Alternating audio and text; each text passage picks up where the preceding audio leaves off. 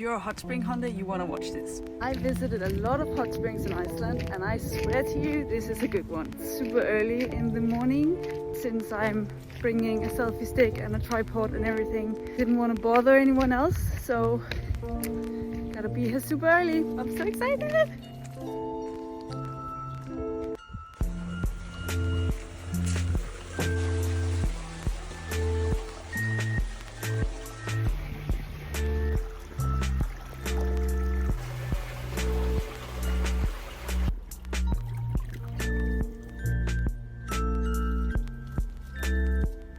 I am not a morning person, but this place is worth getting up at 6 a.m. for.